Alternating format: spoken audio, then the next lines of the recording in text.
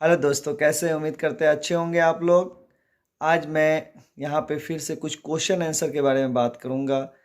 Actually एक दो दिन पहले कुछ साइट के जो सेफ्टी ऑफिसर लोग हैं उनसे बात चल रही थी कि भाई जनरल कौन सा क्वेश्चन पूछा जाता है। इस तरह का वीडियो और भी बहुत सा यूट्यूब पे है। तो मैंने एक कोट पढ़ रहा था, फिर उसमें मुझे मिला कुछ इस तरह का कि कौन सा क्वेश्चन जनरल लीवर क्या पूछते हैं और किस तरह से जवाब देना चाहिए। तो चलते हैं इस स्क्रीन पे, मैंने उसको राइट डाउन किया हूँ और वो आपके लिए हेल्पफुल हो सकता है। 10 कॉमन क्वेश्चंस हैं, तो चलें हम लोग देखते हैं और ध्यान से देखें। हो सकता है तो नोट डाउन भी कर लें, ये दैट माइट बी हेल्पफुल हो सकता है। अब देख रहे हैं यहाँ पे स्क्रीन पे हम लोग आ गए हैं और यहाँ जो लिखा हुआ है वो आप पढ़ भी रहे हैं।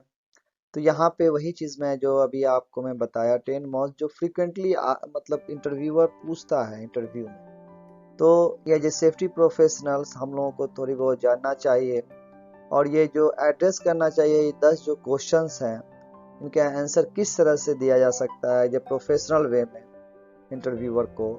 और ये उम्मीद है कि ये मदद भी करेगा आप लोगों के लिए।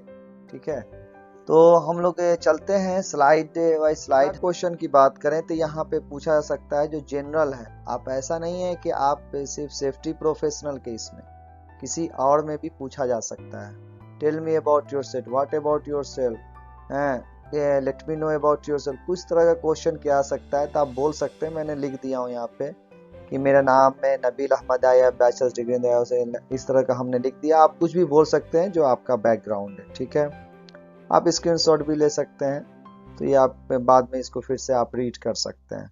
ठीक है, तो आप कहाँ कहाँ काम किए हैं, क्या किए हैं, आपका क्या एक्सपीरियंस है, आप किस चीज़ का आपका स्किल्स मेन है। ठीक है, अभी आप किस करंट पोजीशन पे हैं, कहाँ पे काम कर रहे हैं, ये सब अपने बारे में कुछ बताइए। ठीक है, without any hesitation. What is the health and safety management system and why is the important. अगर आप लोग निवोस किए हुए हैं तो आप लोगों को, हम लोगों को ये मालूम होनी चाहिए। ठीक है, कि सेफ्टी मैनेजमेंट है क्या। तो जनरली हम लोग जानते हैं कि जो सेफ्टी मैनेजमेंट ये पूरा जो है, आप जैसे सेफ्टी प्रोग्राम हो गया, सेफ्टी आपका पॉलिसी हो गया, लॉस प्रिवेंशन पॉलिसी हो गया, हेल्थ एंड सेफ्टी पॉलिसी हो गया, ऑक्यूपेशनल हेल्थ, कई नाम से बनाया जा सकता है। तो ये प्रोसीजर और ये जो पॉलिसीज है, तो ये बनाया जाता है इसलिए कि वहाँ पे एक्सीडेंट और जो भी इलनेस है वर्क प्लेस पे एम्प्लॉय को होता है वो कम हो सके। तो ओसा के हिसाब से भी अगर देखा जाए तो यहाँ पे लिखा हुआ है, आप इसका स्क्रीनशॉट ले लें क्योंकि वीडियो अगर हम पढ़ने लगे या बताने लगे तो बहुत लंबा हो जाए। इसकी बात करते हैं, what would you do the first week on the job. मान लिया कि आप बिगनर हैं, आप क्या कीजिएगा, आप जाइएगा तो जाहिर सी बात है आप जाइएगा अपने साइट पे तो देखिएगा वहाँ की सबसे पहले कि नेचर ऑफ वर्क क्या है, पॉलिसीज क्या है, कितने प्रोसीजर हैं, किस किस टाइप का फॉर्मेट हमको इम्प्लीमेंट करना है। ये सारे चीज को आप पहले एवेल्युएट करेंगे ना, आप गो थ्रू होंगे तभी ना। आप तो ये चीज आप जनरली आप बता सकते हैं। साइट पे जाइएगा, क्या क्या ऑब्जर्वेशन है, कौन सा मतलब माइनर्स है, जो मेजर है, क्रिटिकल है, जो डिस्कस करना है, सारे चीज को आप इन्वायरमेंट को समझिएगा वहाँ के, तो आप ये जवाब दे सकते हैं। Explain what is the hierarchy, ये आप जानते हैं कि hierarchy of the control, that is the important questions for the safety professional. क्योंकि मेरा ऑब्जेक्टिव होता है कि we have to the eliminate या इधर द कंट्रोल। तो अगर हम जनरली एलिमिनेट तो बहुत कम ही होता है सच पूछिए तो तो रिड्यूस हम कर सकते हैं। तो ये आपको ये 5 जो स्टेप है ये मालूम होनी चाहिए। तो what is the risk assessment, why is the important, risk assessment is the crucial and the safe system of work. आपको मालूम है कि अगर कोई भी एक्टिविटी चलता है तो वहाँ पे रिस्क असेसमेंट जरूरी है। ठीक है, उसका रिस्क असेसमेंट के बारे में पहले बताया मैंने कि 3 कैटेगरीज के रिस्क असेसमेंट होते हैं, आप वो वीडियो देख सकते हैं। ठीक है, तो फिर से रिवाइज हो सकता है उससे। तो यहाँ पे कुछ इस तरह का स्टेप लिख दिया गया है कि आप वो उसको आप बता सकते हैं। ठीक है, कि आपको ये अवेयरनेस देता है, इजी कर देता है आपके काम को, आइडेंटिफाई हैजर्ड्स को निकालने में, कंट्रोलिंग मेजर निकाल सकते हैं, कौन कौन लोग उसमें इन्वॉल्व हो सकते हैं इस एक्टिविटीज में, तो वो भी हम इसके असेसमेंट के हेल्प से निकाल सकते हैं। इस तरह का कुछ भी आप जवाब दें, नहीं अगर 5 है तो 3 या 2 दें। Step to do the risk assessment, step आपको मालूम होनी चाहिए कि कौन कौन से स्टेप हैं। अगर आप जो 5 स्टेप हमने पहले बात किया कि हैजार्ड आइडेंटिफिकेशन करना है, हार्म कौन हो सकते हैं, ठीक है, इस तरीके का आप जो 5 स्टेप है जो आपने निबोस में पढ़ा है। ठीक। नेक्स्ट अगर बात करें, tell me about your the biggest challenge और योर लास्ट जॉब। अगर आप बाय द वे कोई भी ऐसा आपके मतलब जर्नी ऑफ आपके प्रोफेशनल लाइफ में कोई ऐसा घटना हुआ होगा, कोई ऐसा इवेंट हुआ होगा साइट पे, कोई इक्विपमेंट के साथ हो गया होगा, कोई एक्सीडेंट हो गया होगा, या कुछ ऐसा हो गया होगा, कभी ना क्लाइंट को बोल सकते हैं, नहीं अपने मैनेजमेंट को बता सकते हैं। ऐसा सिचुएशन है जो आप पे है, तो ऐसा कुछ है कि याद करके रखें और उसको बता दें। उसे what would you do the someone the call and said there had been the serious accident. अगर ये क्वेश्चंस है, ये आपके एक्चुअली देखा जाता है कि आपका प्रेजेंट ऑफ माइंड क्या है। अगर बाय द वे अगर सडनली कोई भी चीज बोलता है आदमी तो घबरा जाता है, तो ये आपको कंप्लीटली आपका सेटअप होना चाहिए माइंड में कि अगर कोई इस तरह का बताता है तो आप क्या कीजिएगा। हम्म, घबरा जाइएगा, हल्ला कीजिएगा, क्या कीजिएगा।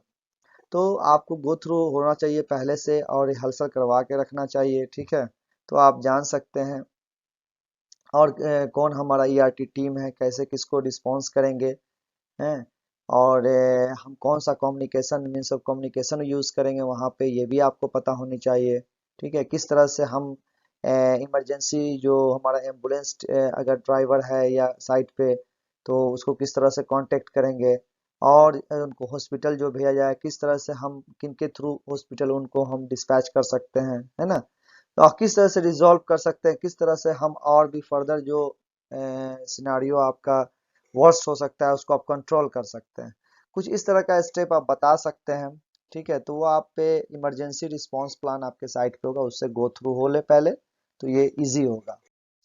How do you handle the record keeping. पता है आपको, जब आपका जो या आप क्लाइंट का प्रोसीजर फॉलो कर रहे हैं या कॉन्ट्रैक्टर से सेल्फ फॉलो कर रहे हैं, कोई भी फॉलो कर रहे हैं, तो आप वहाँ पे how do you handle record.